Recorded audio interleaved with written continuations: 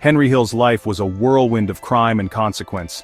Born in Brooklyn in 1943, he was drawn to the allure of the Mafia from a young age.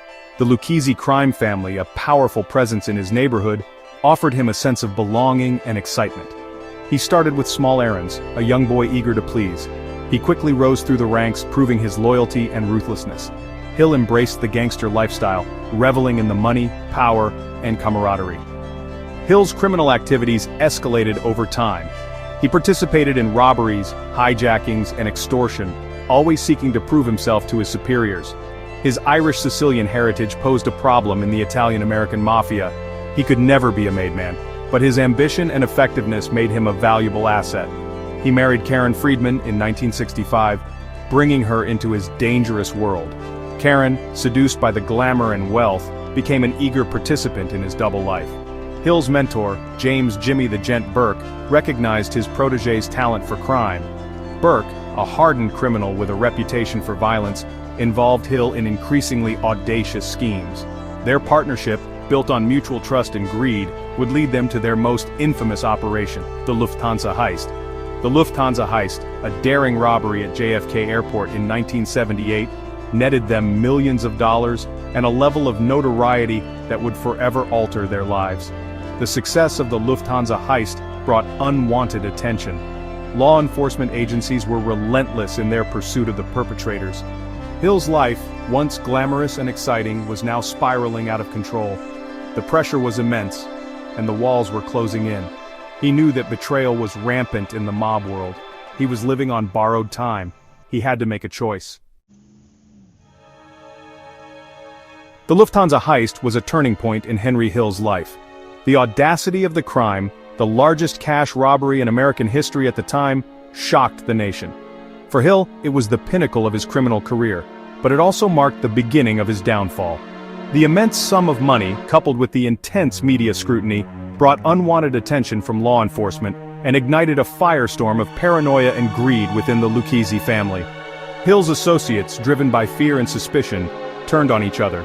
The once unbreakable bond of the mob began to crumble under the weight of their shared secret. Paranoia ran rampant as the body count rose.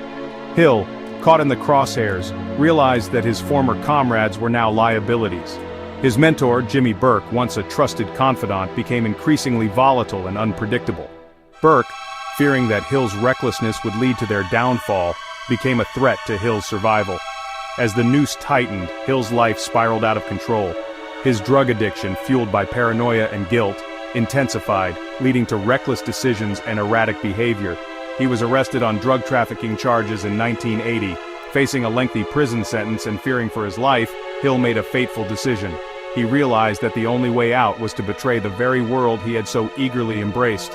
He decided to cooperate with the FBI and enter the Witness Protection Program. Hill's decision to become an informant was a seismic event in the annals of organized crime. His testimony sent shockwaves through the underworld, dismantling the Lucchese crime family and leading to the convictions of dozens of mobsters, including his former associates.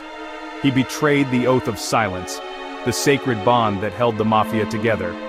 He knew that by turning on his own, he was signing his own death warrant. He would forever be known as a rat, a title he would carry with him for the rest of his life. Entering the Witness Protection Program was both a salvation and a curse for Henry Hill. He had traded one cage for another, exchanging the concrete jungle of the mob for the gilded cage of government protection. His life was a constant state of paranoia and displacement, forever looking over his shoulder, haunted by the ghosts of his past. He was given a new identity, a fresh start in an unfamiliar world. But the past had a long reach, and his sins were not easily forgotten. Hill's life in witness protection was a far cry from the glamour and excitement of his former life. He bounced from state to state, city to city, always fearing that his past would catch up with him. He struggled to adapt to normalcy, to shed the skin of his former self. He missed the camaraderie, the warped sense of belonging that the mob provided. He was a ghost in his own life, forever tethered to the shadows. Despite the constant fear and upheaval, Hill found it difficult to stay on the straight and narrow. Old habits die hard, and he was drawn back into the criminal underworld time and again. He was arrested on various charges including drug possession, assault, and DUI. His inability to outrun his past led to his expulsion from the Witness Protection Program in 1987. He was on his own, a marked man living on borrowed time. Hill's life became a cautionary tale, a testament to the seductive power and ultimately destructive nature of organized crime. He was a man forever caught between two worlds, unable to escape the pull of his past or fully embrace the possibility of redemption. He became a media personality, capitalizing on his notoriety by appearing on talk shows and documentaries. He was both celebrated and reviled, a complex figure who defied easy categorization. Henry Hill's death in 2012 at the age of 69 marked the end of a tumultuous journey. He died of heart failure, a fitting end for a man who had lived his life on the edge. His death, while not unexpected, sparked a wave of nostalgia and renewed interest in his life story. He was a relic of a bygone era, a living embodiment of the allure and brutality of the American Mafia. Hill's legacy is forever intertwined with the iconic film Goodfellas, Martin Scorsese's masterpiece that brought his story to life on the big screen. The film, based on Nicholas Pileggi's book Wise Guy, captured the gritty realism and operatic violence of Hill's life in the mob. Ray Liotta's portrayal of Hill cemented his image as a charismatic yet deeply flawed anti-hero.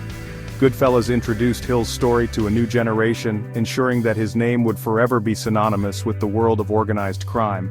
The film's enduring popularity speaks to the public's fascination with the Mafia, a world of loyalty, betrayal, and brutal consequences.